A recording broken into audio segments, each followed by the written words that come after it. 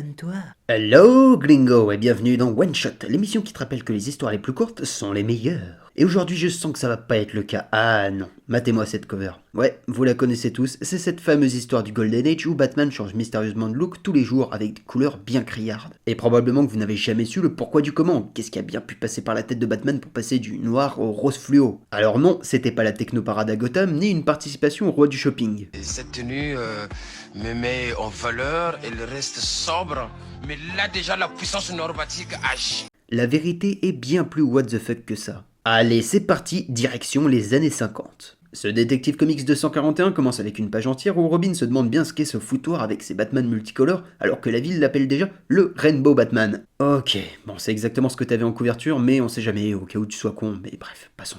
On commence réellement avec ce même Robin, alias Dick Grayson, qui empêche une jeune fille de se faire écraser par une voiture. Dans sa chute, il se blesse au bras, mais rien de trop grave. Et tandis qu'on le félicite pour son acte courageux, apparemment c'est un exploit vu qu'il passe aux 20 heures, Dick apprend que la voiture était celle de voleur de caméra. Il part donc avertir son mentor, qui n'est d'autre que, spoiler, Batman, et lui apprend qu'il peut identifier les voleurs car il a réussi à voir leur visage durant son sauvetage. Ce qui est physiquement possible, sauf si la bagnole faisait du 5 km/h, et dans ce cas-là, c'est pas vraiment une raison pour lui donner les clés de la ville. Mais soit, passons encore une fois, c'est le Golden Age, c'est normal. Batman déduit que s'ils ont volé des caméras de télé, c'est dans le but de préparer un mauvais coup en se faisant passer pour une équipe de télé, preuve qu'il est le meilleur détective du monde derrière Scooby-Doo. Et comme Robin n'a pas pu les identifier dans les archives de la Batcave qui est juste une grotte avec une table, une armoire et des dossiers, bon c'est stylé. Batman concocte un plan caché par une ellipse, mais au vu de la réaction de Robin, c'est un plan un peu what the fuck.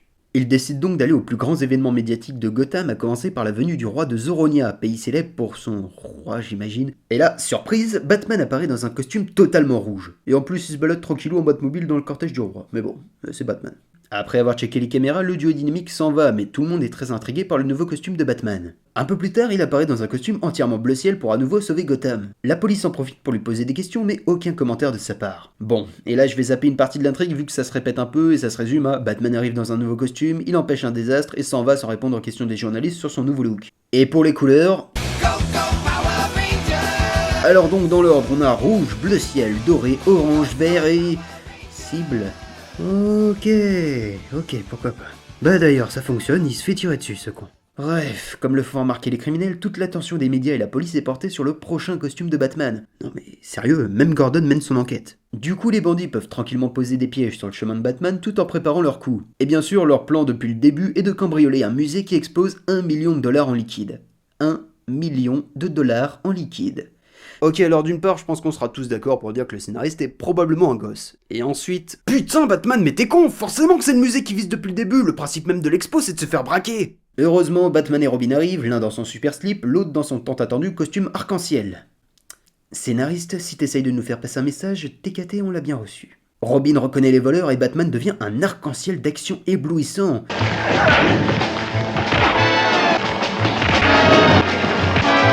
Bravo Batman, vous avez sauvé Gotham, le félicite un journaliste. Mais pouvez-vous nous expliquer la raison de ce nouveau costume arc-en-ciel? Un message à passer? Oui, que s'est-il passé avec Superman le week-end dernier? Batman, vous aimez les bananes? Nope.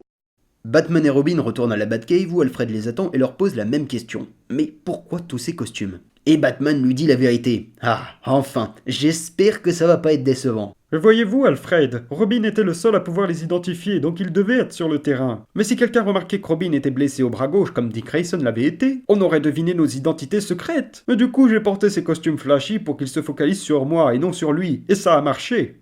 Mais monsieur, vous pouviez très bien demander à Dick de faire un portrait robot ou avertir la police que les voleurs seraient déguisés en journalistes ou simplement vérifier toutes les caméras. MDR, j'étais en rose.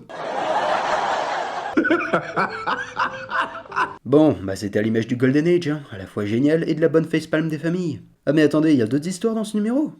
Kazé le flic. Bon, allons-y, ça peut être pas mal. Ok, alors Kazé est avec Hitler, ils interrogent un mec, mais il veut pas parler, alors Hitler se barre et revient pour le coiffer, pour mieux le faire parler. Et c'est tout? Mais c'est une blague? Donc attendez, j'ai payé $600 000 pour un comic sur un nazi coiffeur et un gay refoulé? Oh putain!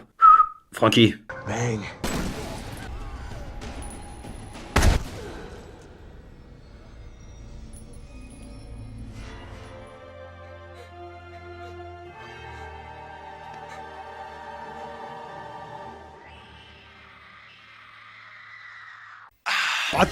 Batman. Batman, Batman. Batman, Batman.